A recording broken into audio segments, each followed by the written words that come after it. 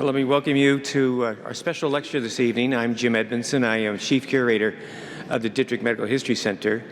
And as you may or may not know, several years ago we had a gallery opening of a history of contraception gallery, and we were a bit at sea wondering, well, what next? And we decided amongst ourselves that the logical step was to look at the flip side of that coin, the history of childbirth. So we began on that project in a couple of different phases, and we're now coming to the conclusion of that. And as we depart here and go up to the reception, you'll get an opportunity to see that completed display, and also get to speak to the curator of that, Catherine Osborne, who's with us in the audience.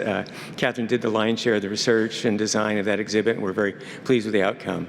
And it seemed only appropriate to have a speaker come and enlighten us on some aspect of childbirth, and a logical choice was Jackie Wolf. Jackie is from not too far away. She teaches down at OU, where she's professor in the Department of Social Medicine, and she is a historian of medicine, having first written a book on breastfeeding and then a book on anesthesia, Deliver Me from Pain, a book on anesthesia and childbirth.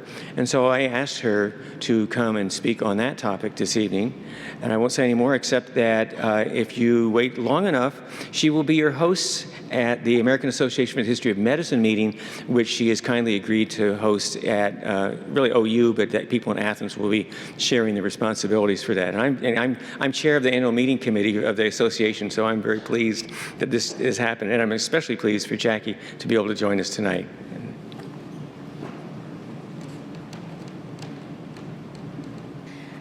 Well, thanks so much, Jim, and I'm so honored to be here. I'm honored to be invited. And Jim just told me that I'm happy to answer questions afterwards if people just use the mic, because all this is being recorded. So come to the front if you have questions later. I thought I would start this talk just by telling you how I got interested in this topic. And as Jim mentioned, my first book was a history of breastfeeding practices in the US. And I found really quickly that it was really easy to find physicians' views of infant feeding, especially in the 19th century when so many babies were dying of diarrhea. So doctors were, they were writing autobiographies, they had personal papers, they were writing at length in medical journals, there were all kinds of baby-saving organizations. It was very easy to see the medical side. I was less certain about how to find women's views and women's stories about how they actually fed their babies and the decisions they made. And being a graduate student, because that was my dissertation topic, you're always worried about time, you're worried about expense. I wasn't sure I'd be able to find something as mundane as infant feeding and women's accounts of it in their personal papers, in their letters, in their diaries. But I took a risk.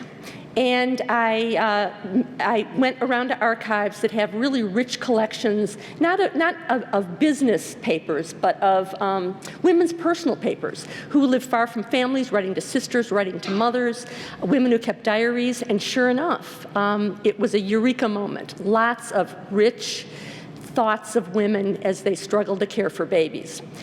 And the way I got into history of birth is, obviously, birth comes just before infant feeding.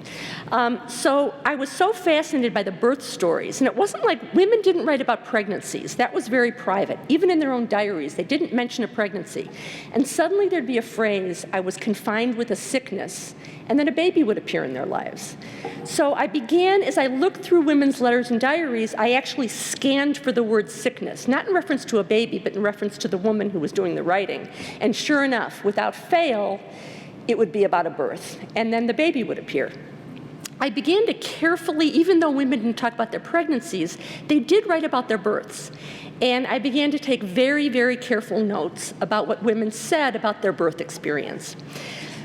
By the time I was teaching at Ohio University, which was in 1998, was when I started there, I was teaching medical students, I was teaching undergrads, and I was teaching graduate students. And one of the classes I offered through the history department was history of women's health and medicine in US history. And of course, for history of women's health, all aspects of reproduction are at the center of that story. So I was really excited to teach young women about the history of childbirth practices, which, as you'll soon find, is a really fascinating topic. So as I'm talking to these students about childbirth, I felt like in order for them to understand doctors' treatments and women's decisions about how they would be treated, they had to learn a little bit about the physiology of childbirth.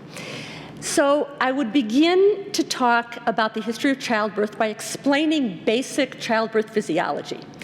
And what I didn't expect was that here I was up there, I was so excited, and I was so excited to describe this, because usually it was mainly women who would take my women's health history class, although a couple of men did.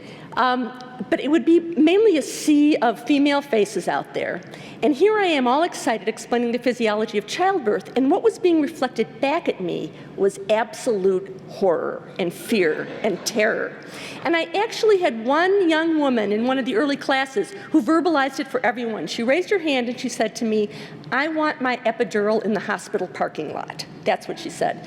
And suddenly I had my research question, because for me, I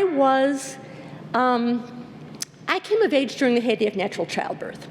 So what I wondered was, how did two back-to-back generations go from treating childbirth as though it was a symbol of women's strength and empowerment and control to a mere 20 years later? So going from the 1970s to the 1990s, suddenly you have a whole generation of women who want to obliterate every sensation of childbirth and get the epidural in the hospital parking lot.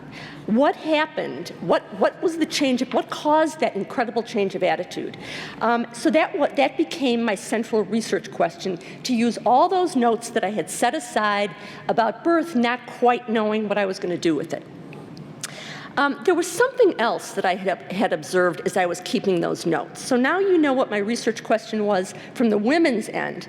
I want to tell you a little bit about what I noticed about how doctors were using obstetric anesthesia. For a long time, roughly from the mid-19th century, and ether and chloroform were discovered back-to-back in 1846, first used in childbirth in 1847, and I'll talk about that in a couple of minutes. But one thing I noticed that was so unusual was the way doctors used obstetric anesthesia from roughly the mid-19th century pretty much through the 1950s. So we're talking about a little over a century. Okay, so I've got to give you my brief physiology of childbirth spiel so you understand how unusual it was the way doctors were using it. I mean, a lot of you might know this, but it's worth going over. Labor is in two phases. In the first stage labor, the cervix is very slowly opening up and thinning out and pulling back. The medical terminology is dilation and effacement. Dilation referring to the opening up of the cervix, effacement referring to the thinning of the cervix. So that's what first stage labor is all about. That's the painful part of labor. However, first stage labor is divided into two phases. The first phase actually is not painful at all. It's when the cervix is very slowly opening over many, many hours, sometimes many days. A lot of women don't feel it at all or get kind of a slight backache. Some women feel a twinge as though they were getting slight menstrual cramps. But it's very easily tolerated, the first half of first stage labor. And then women get into what's called the active phase. And that's when the cervix starts opening up more rapidly. And that's the phase that most women refer to as painful. And yet it builds very, very slowly. It's not like someone is suddenly in excruciating pain. You always have a respite, several minutes between each contraction. And the contractions in the second part of first stage labor get closer together and harder to weather. And a lot of midwives who will tell you that they often will, if someone is calling and saying, "I'm ready to give birth," they will actually ask a woman to talk through a contraction, because that signals to someone who really understands the physiology of labor. It gets really hard to talk through a contraction during the active phase, the second part of first stage labor. The very, very most painful part is called transition. It's called transition because it's the stage where you're moving from first stage labor with the cervix opening up and the second stage of labor. And the second stage of labor is very, very different from the first stage. It's, the cervix is then open 10 centimeters, fully open, and the baby is ready to enter the birth canal. So again, the painful part is the cervix very slowly over many, many hours, sometimes days, slowly opening up. Transition is the really hardest part to weather. It happens very rapidly, the last 20 minutes of first stage labor, 10 to 20 minutes, where the cervix opens from 8 centimeters to 10 centimeters, fully dilated. And women who go through labor consistently, in everything I looked at in a 100-year period, over 100 years, women who went through it without any pain relief always describe transition. The very end of first stage labor is the hard part.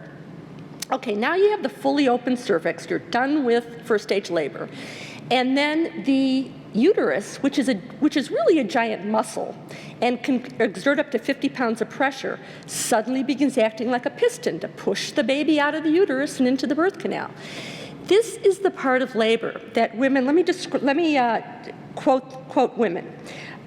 Women describe it, no pain at all, only very hard work. Another woman, joyful, not painful. Someone else, it actually feels good to push. Another woman refers to it as the fun part. However, for witnesses, the second stage of labor looks horrific, because as your uterus is acting, as this giant muscle is actually pushing, exerting 50 pounds of pressure, women's faces involuntarily get very contorted. They make all kinds of funny noises because you have this, imagine this thing pushing inside. Your face gets distorted. It can be very disturbing for witnesses to look at. Midwives call this stage of labor animaling out, because women actually, they're making animal-like sounds. Most people don't realize it's totally involuntary. It's not because they're in pain. Barbara Katz-Rothman, the medical sociologist, she has the best explanation I've ever read. In one of her books, she explains why witnesses misunderstand that experience of second stage labor. She describes her first birth and says of second stage labor, quote, "It was the strangest and in some ways the nicest sensation I've ever had." Yet she also says that she involuntarily, the pushing, her involuntary, the involuntary pushing that she had with the force of her uterus caused, again, these are her words, she said, "I heard noises coming out of my throat that I couldn't believe, like the soundtrack of a horror movie." So what doctors were witnessing, and this whole explanation is culminating in this, the way doctors were using anesthesia for much of the history I'm going to be talking about, women went all through first stage labor, including transition, the hardest part of labor, only to find that when their uterus started acting like a piston and they started making these funny noises and contorting their face and getting red in the face, doctors thought, oh my goodness, this looks like this woman is about to die. I better give her general anesthesia. So women, if you ask anyone, especially from the 30s, the 40s, the 50s, they'll all tell you the same story. I wasn't awake for my baby's birth. I was given ether, I was put out, I was unconscious. So women went through the hardest part of labor only as the baby's head crowned would they be put under general anesthesia, because doctors thought that was the most painful part. It's a classic example of the treatment being dictated by the witness, who in this case was the physician, as opposed to the woman who was having the experience. So that too made me incredibly interested when I realized how doctors had used obstetric anesthesia in addition to the way young women were reacting to childbirth. I was also fascinated by the way doctors had used obstetric anesthesia and misinterpreted the experience that women were having. So there was my next book, A History of Changing Views of Labor Pain. And what I found, my main conclusion, was that it wasn't primarily medical innovation that changed the very different ways people viewed labor pain and the way obstetric anesthesia was used over time. It was really cultural and social phenomenon. And that's what I'm going to spend roughly the next half hour talking about, telling you that entire story from 1847 right up to the present day. So the first woman, we actually know who the very first woman was in the US who used obstetric anesthesia. Fanny Appleton Longfellow in 1847. She lived in Cambridge, Massachusetts. She was married to the Harvard professor and poet Henry Wadsworth Longfellow, and she was pregnant with her third child. And she made this decision that she wanted to have ether. Again, ether and chloroform had been available for only a year and were used in surgical suites. But she was the first one in the United States to think about using ether during childbirth. The decision, it was not a last-minute decision. She sent Henry out to try to find an amenable doctor, and he went from doctor to doctor. Everyone said to him it was dangerous, it was crazy. They all advised him not to use it. But he was persistent, and he ultimately found Nathan Cooley Keep. Keep was a Boston physician who specialized in dentistry, and he'd used ether on his dental patients. He was one of the few doctors in Boston at the time who was not afraid of ether, and he agreed to attend the birth. Other doctors, on the other hand, had said, for something as trivial as childbirth, you're crazy to use this potentially dangerous gas. Now, we know about this medical adventure because Keep actually wrote about it, and his article was published in the Boston Medical and Surgical Journal. He wrote that the birth went incredibly well, and Fanny, too, we know from her family letters, she was just as pleased. In letters to families and friends, she declared her third birth to be much better than her two earlier ones. She reported that under the influence of ether, she'd never felt better or labored more comfortably. She pronounced, now these words are really important, she declared ether, these are Fanny's words, certainly the greatest blessing of this age, and she declared herself proud to be the pioneer to less suffering for poor, weak womankind. Now, what's really interesting, despite all this celebration, Dr. Keep is celebrating, the Longfellows are celebrating, it's never really made clear why they sought this treatment that every doctor they approached said was unsafe.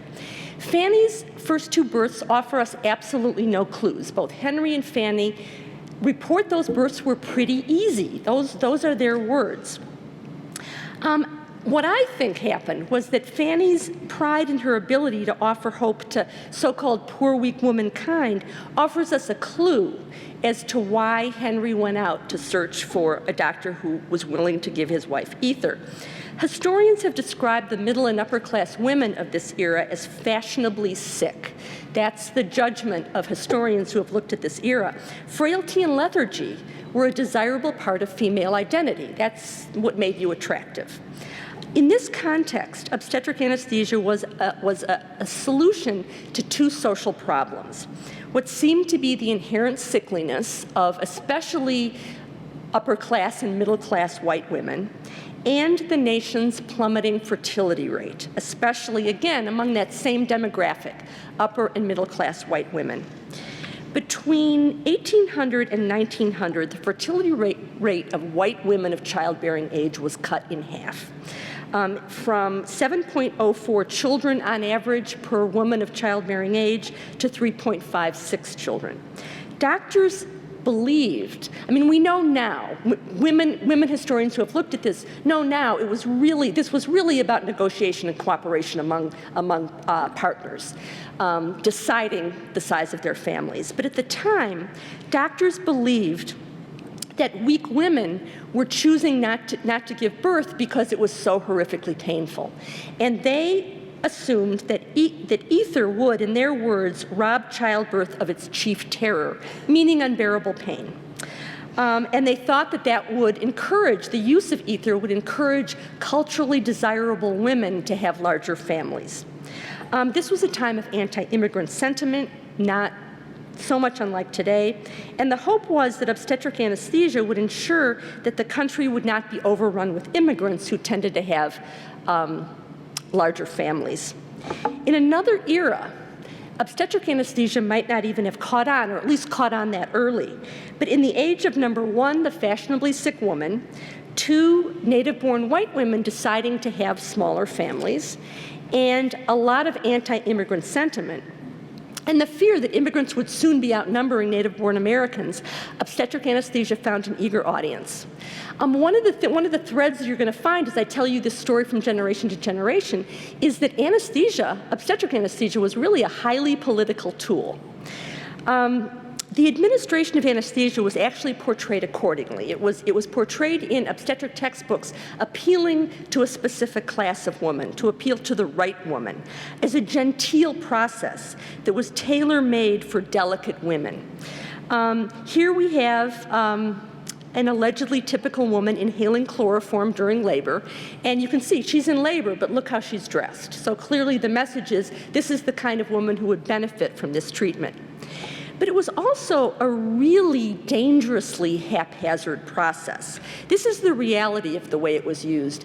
Doctors would simply sprinkle liquid ether on a handkerchief. There was no protocol, there was no measurements, on a handkerchief, hold it over a woman's nose and mouth, and every doctor had a different theory of when a woman had enough. Some doctors would say as soon as the woman's arm fell off the edge of the bed, I would know that she'd had enough, and then he wouldn't give her any more until she stirred again. But again, it was very, very haphazard. And some women had overdoses, and a few women died. And as the years went on, actually, it became more dangerous, and I'll discuss that in a little while. But there were deaths due to using general anesthesia in childbirth, and women being overdosed or vomiting and then aspirating their vomit. And it's very ironic that a medical treatment that really did pose serious risks to mothers and babies throughout much of this history actually diminished women's and physicians' anxieties about birth. It's one of the many ironies of treatment, medical treatment during childbirth in U.S. history. The next phase of obstetric anesthesia began in 1914 with something called twilight sleep. That was the next big innovation in obstetric anesthesia. Twilight sleep was a mix of scopolamine, which isn't even a painkiller at all. It's an amnesiac. And when you're under the influence of scopolamine, you have no memory of the experience at all. So twilight sleep was a mix of scopolamine and morphine, which is an opiate. And women's magazines actually took up the twilight sleep cause. They widely publicized the benefits of twilight sleep, and this spurred a very militant nationwide movement for making twilight sleep available to all women, largely because this was an era of enormous women's activism. Women's groups fought for all kinds of causes in the early 20th century. World peace, access to contraception, temperance, women's suffrage, lowered infant mortality, and that doesn't even get into all of it. This is the era that is now labeled the progressive era. From roughly the 1890s to World War I, they were part of a flurry of reform that was aimed at trying to mitigate all the problems caused by rapid urbanization and industrialization in the US. And the thought was twilight sleep was considered part of that movement, mainly because there was a theory that the urban environment was so artificial that the women who lived in big cities were like hothouse plants. That was the word that was used, that were weakened by this artificial environment. And again, some of the same arguments we heard in the middle of the 19th century, that women were weakened by this artificial environment, and therefore twilight sleep became part of the flurry of reform because it too was going to cure something caused by rapid urbanization. That's how twilight sleep got swept up into the progressive era movements. However, despite there were similar rationales for ether and chloroform in the 19th century and twilight sleep in the early part of the 20th century, but the effects of twilight sleep were portrayed very differently than the effects of ether. And that's because times had changed and the view of the ideal woman had changed a lot. During the era of twilight sleep, it was the bicycle-riding Gibson girl that was considered the desirable, the strong, modern-day woman. So twilight sleep was portrayed, one of the ways it was sold to women is that rather than being drugged and not being able to be conscious or care for your baby right away, you'd be able to sit up in bed as soon as your baby was born. Now, this woman doesn't look very energetic to me, but it's an interesting photograph because she was portrayed that way, which is simply, to me, a contrast with what women were like previously under the influence of general anesthesia.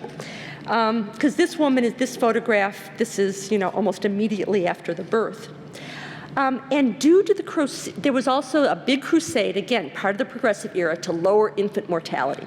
So women's magazines began to carry photographs, not just of mothers able to sit up right after giving birth, but of the robust babies who were the products of twilight sleep.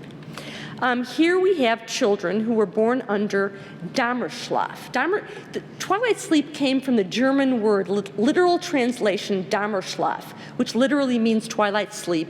Twilight sleep was perfected in Freiburg, Germany, and a lot of really wealthy American women actually went to Freiburg just to give birth. And they were the ones who came back, they wrote about their experience in Freiburg, they're the ones who started the twilight sleep movement in the US. So all Americans knew Dämmerschlaf. They knew what Dämmerschlaf meant. Here's another photo from another woman's magazine. This one was labeled "Excellent Specimen of a Dämmerschlaf Baby." And literally the chubby cheeks were attributed. Twilight sleep got all the credit for those chubby cheeks.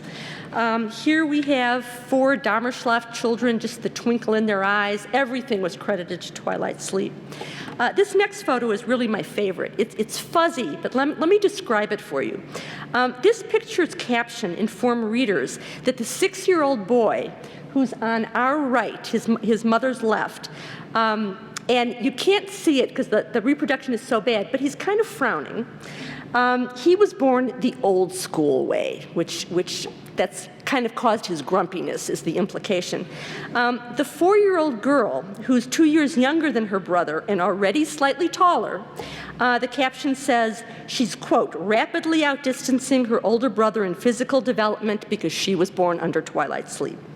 And the message was absolutely clear. Twilight sleep not only provided mothers with painless birth and postpartum energy in an era when everyone was newly aware that infant death was really largely preventable, which really wasn't understood in the middle of the 19th century. It was kind of considered babies are born weak, they're susceptible, it's normal that they die in high numbers. But by the early 20th century, it was really, the message was getting out, it was largely preventable. So part of the message of twilight sleep was that it would guarantee faster growing, better babies if you gave birth under twilight sleep. But while the public image of strength and energy became the popular image of twilight sleep, the realities were really quite different. Scopolamine, and remember, it's an amnesiac, has nothing to do with pain relief. But again, you don't remember the experience when you're under its influence. It actually, we know now, it actually intensified labor pain. It made women so delirious that there were reports of women running, screaming through hospital corridors. There were even reports of women attempting to walk out onto fire escapes and jump off of a building because they become so delirious under its influence. So what happened was, let's see, doctors began to build canvas cages to enclose women when they were under the influence of twilight sleep. They would then labor in these canvas cages and stay safe in there. Some hospitals even made straitjackets, which is the photographs you see on your right, so that women could safely labor under the influence of twilight sleep and not hurt themselves. And the covering over the woman's eyes was very deliberate too, because the thought was that she was so agitated under twilight sleep that the thought was that if you could just dull all of her senses. They would put cotton in a woman's ears, they would cover her eyes, and the thought was then that they would be much safer. Women, however, denied any ill effects from the use of twilight sleep. One typical mother treated with twilight sleep said, this is a quote, "It makes no difference to me what the doctors say about forgetfulness. For me, it was painless." And twilight sleep, for many reasons, and obviously, the photographs here you see are some of them.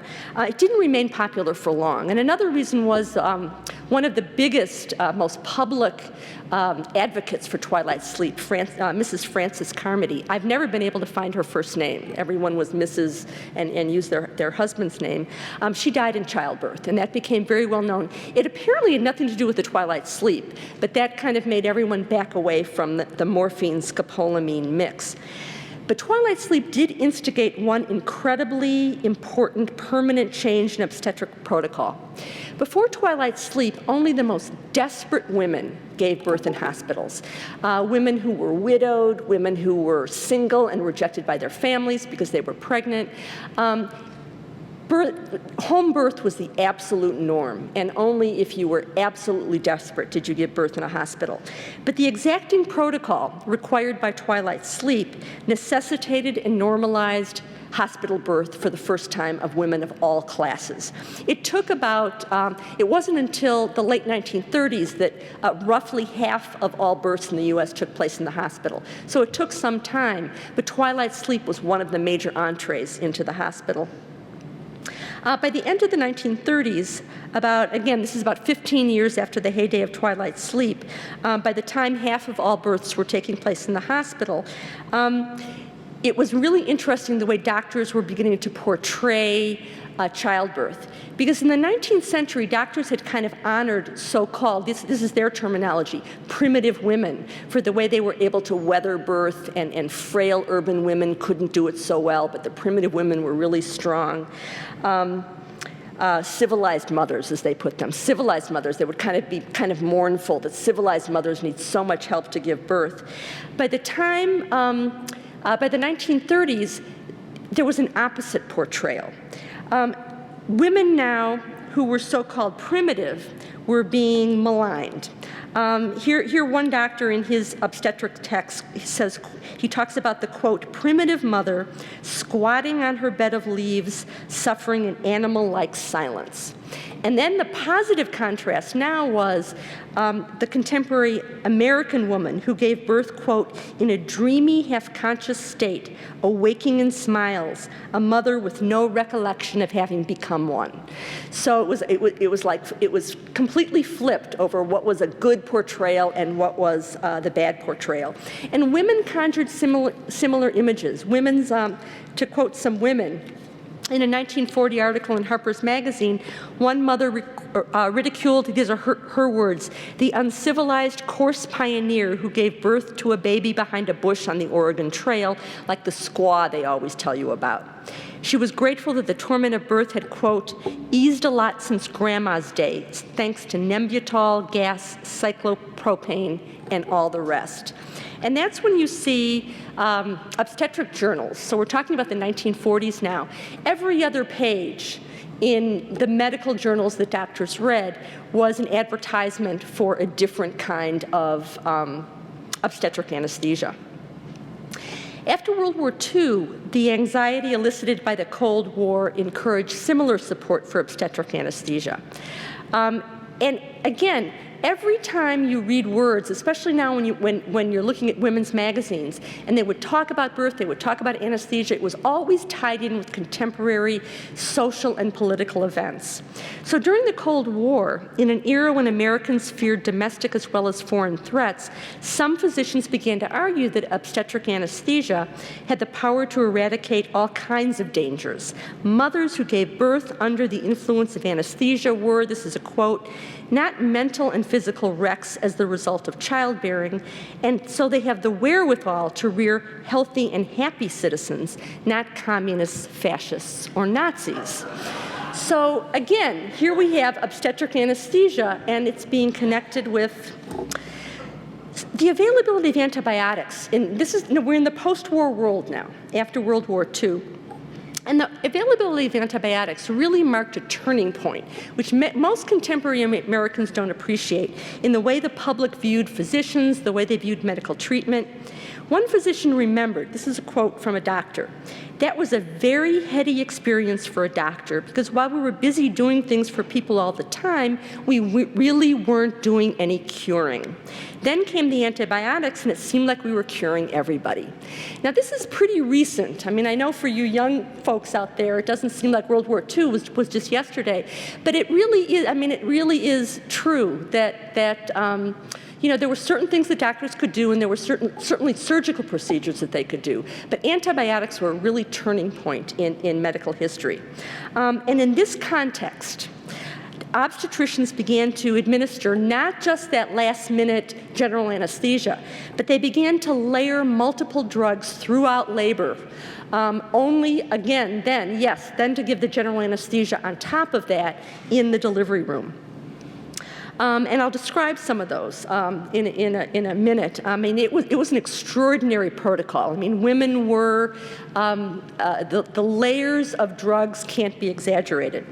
And as the number of drugs given to laboring women, again, after World War II, so we're talking about the 1950s and 1960s, as the number of drugs increased, one Philadelphia physician, very prominent, complained that obstetric treatment was becoming, in his words, primarily, again, he's referring now to obstetricians treating women during birth. He complained that obstetric treatment was becoming primarily, in his words, treatment of drug confusion. And in this atmosphere, I mean, the amount of disorientation that women were feeling with barbiturates layered on top of tranquilizers, and then comes the general anesthesia. This was a photograph in an obstetric text warning doctors about how disoriented women could get. This woman had flung herself off the bed and fell face first onto a metal radiator, chipped her tooth, and bruised her chin. This is during labor. So a warning to doctors about how confused and disoriented women became. However, rather than backing up on the layering of drugs, doctors actually began to explore other drugs to mitigate the confusion caused by the barbiturates and opiates. And one of the drugs they hit upon in the 1960s was the use of Thorazine during childbirth. Thorazine, a lot of you might have heard of it. Thorazine is actually, it's a tranquilizer synthesized by a French pharmaceutical company. It's injected intramuscularly, and it produces such, again, these are quotes from medical journal. It produces profound hypnotic sedative action that doctors described the laboring women who were given it as exhibiting, quote, a medical prefrontal lobotomy. The drug proved so uniquely powerful that its ultimate use was on psychotic patients in mental hospitals. And Thorazine actually transformed inpatient psychiatric care, and it almost single-handedly converted the nation's gloomy, locked and barred psychiatric wards into airy dormitories with screen doors and very tranquilized zombie-like patients. But it really was able to transform psychiatric facilities. But let me show you how it was portrayed at the time in obstetric journals. It was portrayed as good for mothers. This particular ad, a quote from the ad says, "It allays apprehension and agitation, it reduces suffering." So again, it's not a pain reliever, but it reduces agitation. So it was another layer given to women who were given opiates and barbiturates throughout labor. Not in the delivery room, but in the labor room. This is an era when now we have labor, delivery, and recovery rooms where you do it all in one room. Then you would labor either in a ward or in a room. When you were in second stage, you were pushing, they would wheel you into a surgical suite where you would then deliver the baby. So the treatment would be different. You'd get the layers of drugs in the labor room, and then you get the general anesthesia or sometimes regional anesthesia, depending on the decade, in the surgical suite as you were delivering your baby. And women's implied suffering without medication is obvious in this drawing that accompanied the ad. The agonized bed rail clutching is not going to occur with drugs, or women at least will be calmed with the use of Thorazine. It was also portrayed as being good for babies, too. Because this particular ad says, quote, "It reduces the need for resuscitation in babies." because yes, narcotized newborns were also the norm in this era. Again, we're talking about the 1940s, the 1950s, and the 1960s. The array of drugs given to women were so severe that babies were born with repressed breathing. And let me describe some of this protocol. One common protocol was to give multiple injections of scopolamine and Demerol. Scopolamine was still being used, not to the extent it was with Twilight sleep. But it would be done in conjunction with Demerol, which is a narcotic, followed later by Benzedrine, which is an amphetamine, to reverse the effects of the Demerol so that the baby's breathing wouldn't be too repressed. Followed in the delivery room by ether or nitrous oxide or a regional anesthetic. Another common drug protocol included Seconal, which is a barbiturate, and scopolamine, followed by Thorazine, again, used to quell the agitation and theoretically so the baby wouldn't be born so narcotized. Followed later again by ether or nitrous oxide or regional anesthesia in the delivery room. All these drugged babies, this is actually the origins of the APGAR score. Any of you who have had children know what the APGAR score is. All babies still today are immediately when they're born, they're given a score at 1 minute and at 5 minutes. It's to judge whether or not the baby's in trouble. Do they need medical aid? Are they having trouble breathing? It looks at their color, it looks at their respiration effort, it looks at their muscle tone. It looks at 5 different things. The same 5 things that anesthesiologists use to make sure someone under general anesthesia doesn't need resuscitation. Virginia Apgar was an anesthesiologist. She spent a lot of time in labor and delivery, and she was the one who kept saying, because she had seen the sea change in babies. She was old enough to have seen a change in babies didn't used to be born narcotized. Why are they being born now narcotized? She theorized that the drugs given to mothers during labor were affecting their babies. At the time, believe it or not, the thought was the placenta protected the baby, that the placenta acted like a bodyguard so that nothing dangerous could get through to the baby.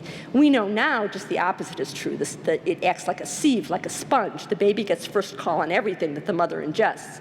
But then it was thought it couldn't be that because the placenta is protecting the baby. Apgar was able to prove that the drugs the mothers were being given entered the umbilical vein within 2 minutes. She was the first doctor to be able to prove that. But rather than back off on all the drugs, the Apgar score ended up being the solution at the time, because then they would just quickly get the baby's score and know right away whether or not the baby needed help. That was needed then. Pediatricians were not normally in the delivery room in that era. In fact, babies didn't get a complete pediatric workup until 24 hours after birth. So the Apgar score was the first thing ever invented to make everyone pay attention to that newborn, other than counting fingers and toes, that they would actually assess the newborn and decide if the newborn needed medical aid. Despite all these dangers, the challenges posed by the baby boom actually, again, amplified the use of multiple drugs. It got even worse than what I described. Most births during the baby boom were to first-time mothers, women who always have the longest labors and need the most attention. To compound the problem, many doctors were still serving in the armed forces, leaving fewer medical professionals to attend to all these first-time mothers. And women were having babies very rapidly then. It was very common to have every 2 years. Women's reproductive years in that era would, you'd be done giving birth to all the kids you would have by about the age of 26, 27. So people would have their 3 or 4 or 5 children, usually in their 20s, very rapidly. Increasingly, drugs were substituted for the overworked physicians and nurses who had no time to sit with laboring women and comfort them and make them less fearful. So physicians, they were very honest. They did not pretend. They confirmed that this is why they used all these drugs, to keep the labor room calm, quiet. Women didn't need so much attention. They even jokingly referred. This is an ad for an opioid, Nisentil, which was far more potent and faster acting than Demerol. They jokingly called Nisentil nice and still. And they absolutely acknowledge that that's why they use the drug. Okay, so we're getting into the birth reform era. There was a definite backlash to all this treatment. The first indication of women's dissatisfaction with post-war obstetric practice appeared in May 1958 in a scathing article in the Ladies' Home Journal. Published, the headline of the article was "Journal Mothers Report on Cruelty in Maternity Wards." A Detroit mother whose husband was a veterinarian, now these are all quotes from women, she observed, quote, "Even animal maternity cases are treated with a little more grace than is accorded human mothers." A Columbus, Ohio woman charged that nurses routinely locked women for hours, quote, "in lonely labor rooms," which was true, only to shuttle them off to delivery rooms among brusque strangers like sacks of potatoes from the A&P when they were ready to give birth. Women singled out in this article for special condemnation, mandatory anesthesia. Again, quotes from women. "They give you drugs whether you want them or not." Another mother complained, "Modern painkillers are used for the convenience of the doctor, not to spare the mother." And that was throughout this article, and then there was a follow-up article a few months later with even worse stories in it, especially focusing on obstetric anesthesia. In 1964, this is another great quote, because now we're getting into the civil rights era, we're getting into the Vietnam War era. A 43-year-old man foreshadowed, and he had just observed his wife's birth. He foreshadowed both the anti-war and natural childbirth movements when he complained in Harper's Magazine that obstetric anesthesia, essentially, he said it ruins the souls of entire nations. This is his quote. "The drug gets into the baby, and the infant is born too doped to suckle. So the baby stays on the bottle, graduates to pasty canned foods, and grows up with its oral needs unsatisfied. And that is why so many people smoke too much, drink too much alcohol, and need tranquilizers and sleeping pills. This is also why we build hydrogen bombs instead of schools and hospitals for the poor. We're frustrated from birth, so we grow up filled with hostility and fear." So again, obstetric anesthesia, in this case, it's not doing a good, it's doing an evil. Like the observers in the late 19th and early 20th centuries who linked obstetric anesthesia with an array of social improvements, birth reform activists in the 1970s connected natural childbirth with societal betterment. As the women's movement and soon popular culture began to celebrate women's strength and creative ability, birth without anesthesia became a vehicle to demonstrate women's unique power. Now, I want to show you this. I love this because natural childbirth was actually introduced in the 1940s, and the representation in women's magazines in the 1940s of natural childbirth is incredibly different than the way it was represented in the 1970s. Because in that era, women's magazines did publicize natural childbirth in that era, and the author of one article in the 1940s about natural childbirth, he marveled that the woman he met who had just given birth an hour before, he wrote, quote, "Every hair was in place. Powder and lipstick were on just so." So in the 1940s and 50s, other magazines also praised women's ability to keep that picture-perfect appearance during birth that was so prized in that era. And let me show you some of the photographs. This is from a Look magazine photo essay about natural childbirth in the 1940s. And please note, this is all black and white, but you can tell this woman has red lipstick on. She is fully made up while she's in labor. Here the caption reads, "An inner calm replaces pain. Hesitant pride and joy mark the face of the mother immediately after delivery. Here we have a moment of poignant wonder. During labor, she conversed calmly with physicians." And here, fully aware at her great moment. And here, this is from a medical journal trying to sell doctors on natural childbirth. And here we have another woman. Note she has red lipstick on, her red nail polish on, and again, the picture perfect appearance. She is not drugged, she is not vomiting, she is not delirious, and she's fully made up, and her hair is perfect. 30 years later, women's magazines use equally approving terms to describe mothers immediately after a natural birth, but this time they were ideal 1970s women. They were panting, and they were pushing, and they were sweating. They were orgasmic, their hair was askew, and their man was by their side. The representation of obstetric anesthesia, or in this case, the lack thereof, continued to be allied with broad social concerns and the ever-changing depiction of the ideal woman.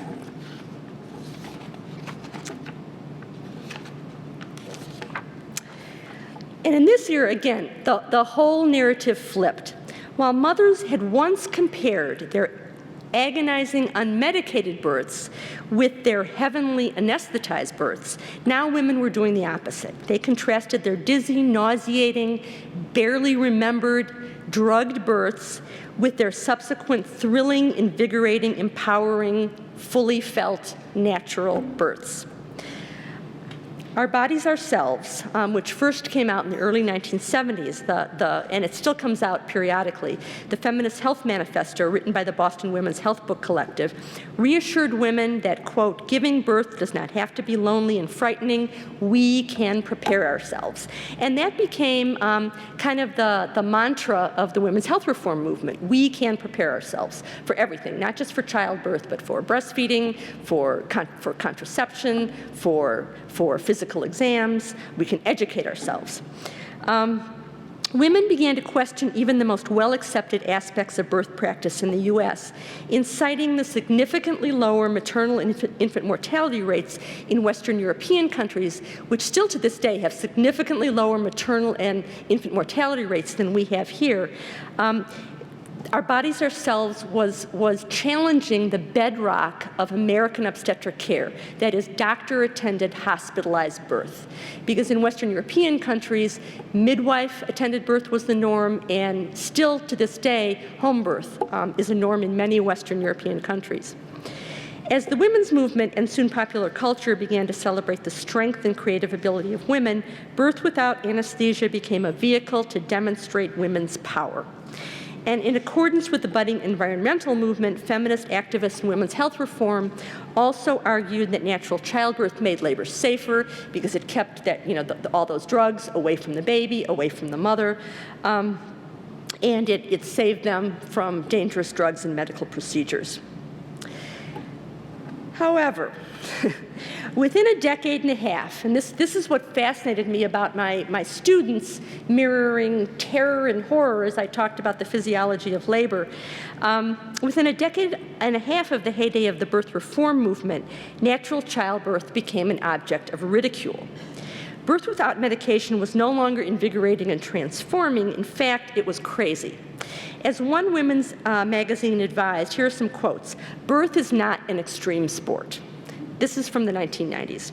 I was struck by an episode of ER showing a nurse, one of the main characters, Carol, on the show, she was pregnant with twins. She was being wheeled up to delivery with another nurse yelling after her, "Don't be a hero, get the epidural." As a columnist for the Boston Herald noted in 1999, more and more women are deciding there is nothing noble about writhing one's way through labor and delivery. Indeed, the most orgastic moment of the day is more likely simultaneous with that first welcome sensation of anesthetic coursing through one's veins. By the 1990s, busy working women were being told to slow down, smell the roses. Newsweek ran a cover story that was headlined Mommy Madness, and it reflected the kind of increasingly ubiquitous advice of don't do birth the hard way, do it the easy way. The author of the Mommy Madness article reported that 70% of mothers were finding motherhood incredibly stressful, and she asked, why do so many of us feel so out of control? So the central question in the 1990s, shaping childbirth practices, became, why would you want to add labor, another exhausting activity, to a crushingly busy life when you can watch television, you can converse, you can even nap as your cervix dilates if you get an epidural? As one woman scolded in a magazine article, in a world where women are constantly proving their worth in the office, on the playing field, at home, unmedicated childbirth doesn't have to be singled out as proof of one's strength. And physicians echoed women's views.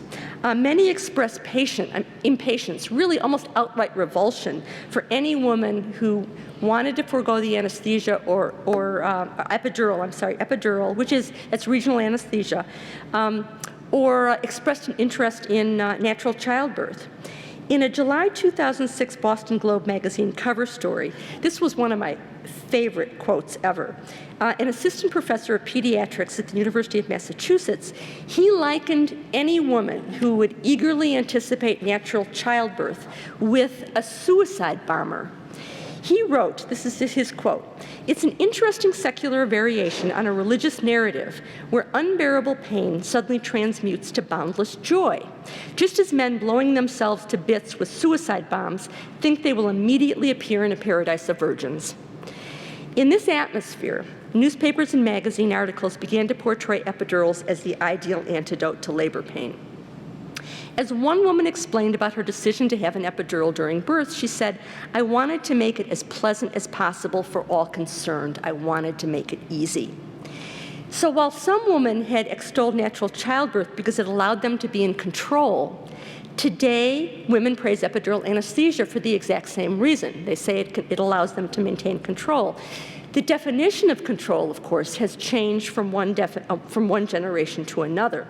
Natural childbirth allowed women to be in control in the 1970s because it afforded them the opportunity. They could then take charge of their labor and delivery. It wasn't the doctor running things. It wasn't the doctor drugging them.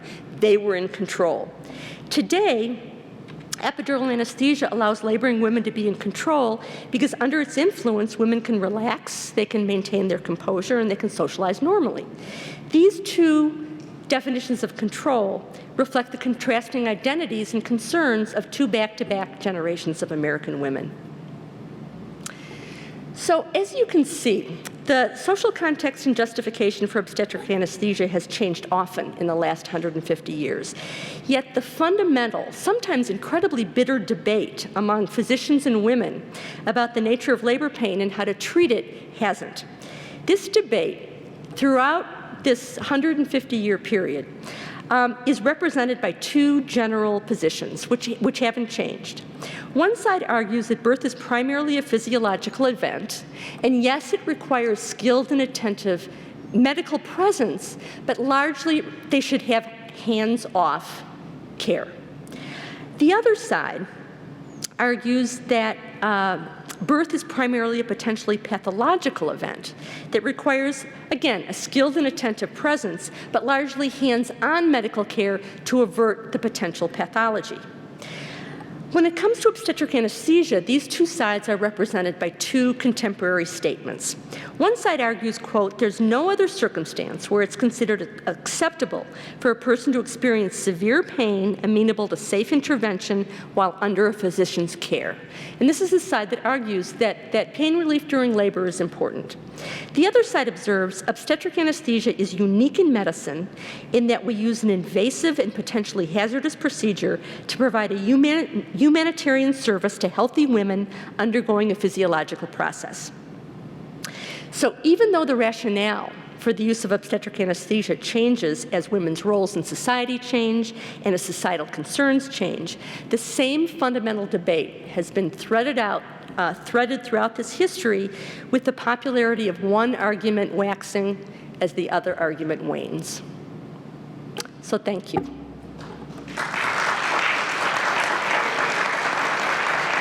And I'm happy to answer questions. So please, I'm happy to answer any question, and just come up to the mic if you have a question. Yeah, please, anybody want to offer a question from the audience?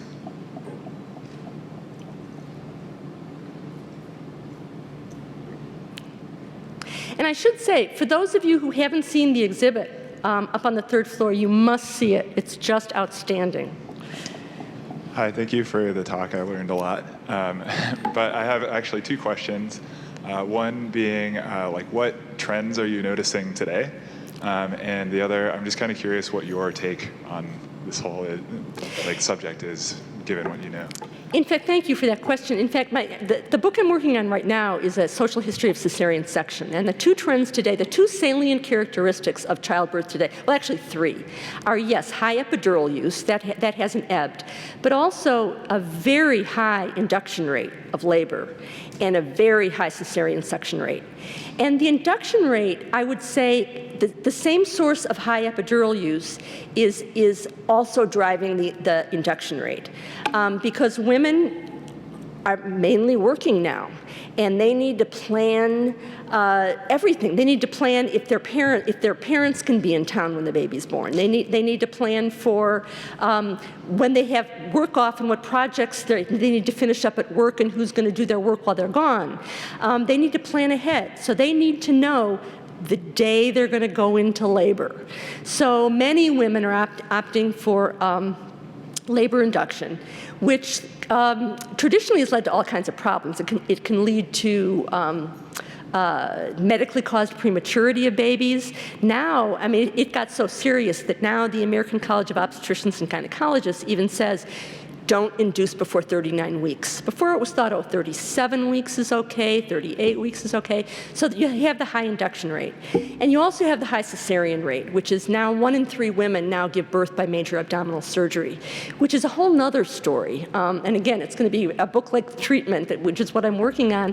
But if you look at obstetrics logs, and I've looked at thousands of them now, whether it's the 1850s or the 1950s, doctors say consistently over time about 5% of births run into trouble and need medical intervention, 5%. So there is no way that in our modern era with better nutrition, prenatal care, that 33% of women would need major surgery as an intervention. So there's a whole lot more going on there than medical need. And as you can see from the story about obstetric anesthesia, a lot goes into play. Thanks. Thanks for the question.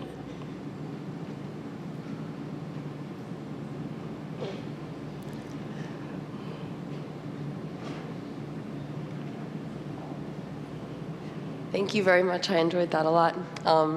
You mentioned that all of these trends reflect things that are going on politically, and I wonder if you could comment on what you've been able to notice in recent decades about what trends in these practices, how that reflects on political realities, and if you could simultaneously comment about whether you noticed any race and class trends in different practices in recent decades.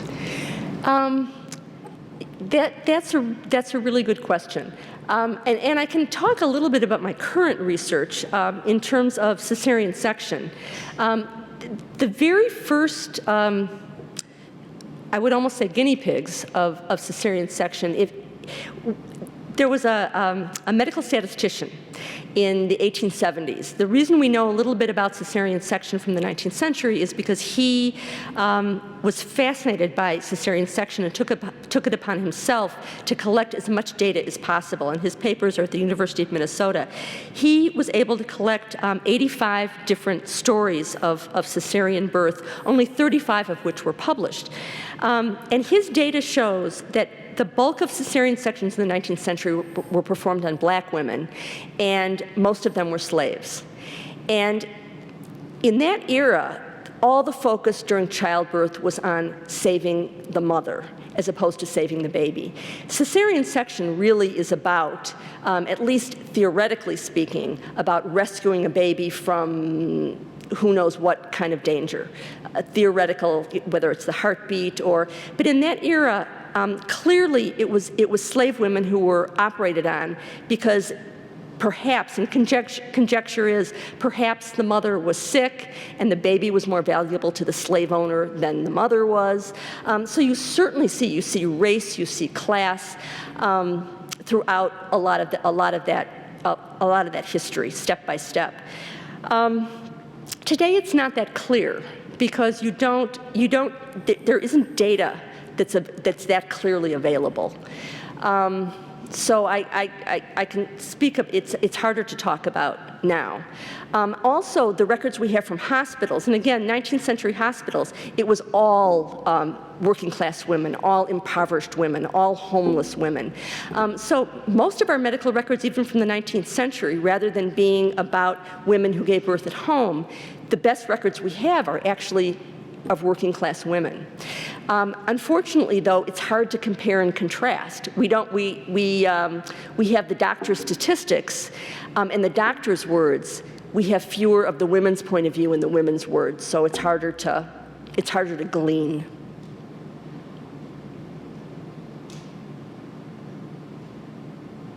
Well, let me suggest we continue these conversations upstairs, go up for the reception, and thank you again for a wonderful talk.